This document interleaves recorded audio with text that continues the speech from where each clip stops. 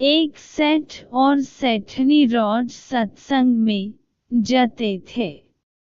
एक सेठ और सेठनी रोज सत्संग में जाते थे।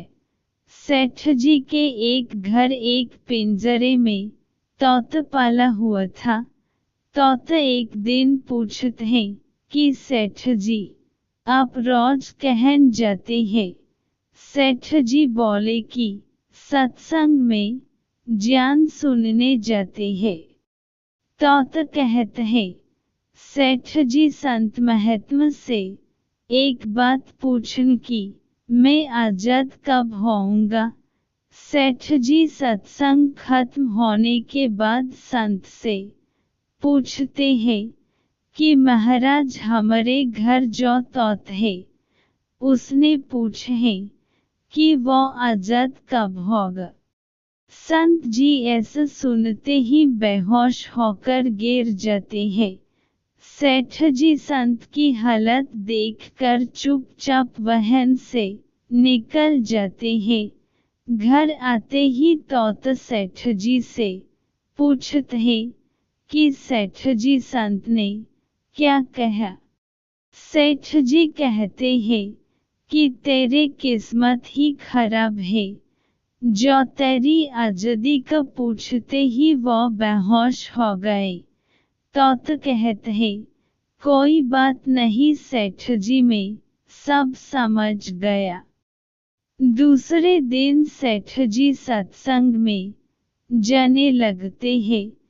तब तोता पिंजरे में जानबूझकर बेहोश होकर गिर जाते हैं। सेठ जी उसे मरा हुआ मानकर जैसे ही उसे पिंजरे से बाहर निकलते हैं तो वो उड़ जाता है। सत्संग जाते ही संत सेठ जी को पूछते हैं कि कल आप उस तोते के बारे में पूछ रहे थे न, अब वो कहाँ है? सेठ जी कहते हैं, हाँ महाराज, आज सुबह सुबह वो जानबूझकर बेहोश हो गया। मैंने देखा कि वो मर गया है, इसलिए मैंने उसे जैसे ही बाहर निकला तो वो उड़ गया।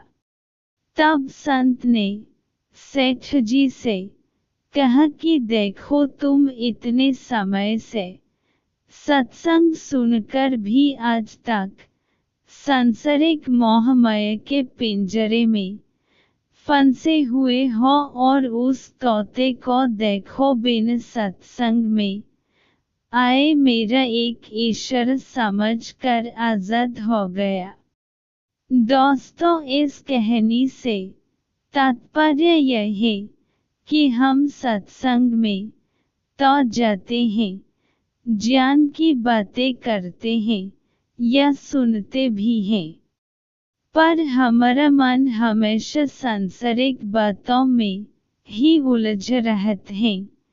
सत्संग में भी हम सिर्फ उन बातों को पसंद करते हैं जिसमें हमारा स्वार्थ सिद्ध होता है, जबकि सत्संग जाकर हमें सत्य को स्वीकार कर सभी बातों को महत्व देना चाहिए और जिस असत्य, झूठ और अहंकार को हम धारण किए हुए हैं उसे साहस के साथ मन से उतर कर सत्य को स्वीकार करना चाहिए।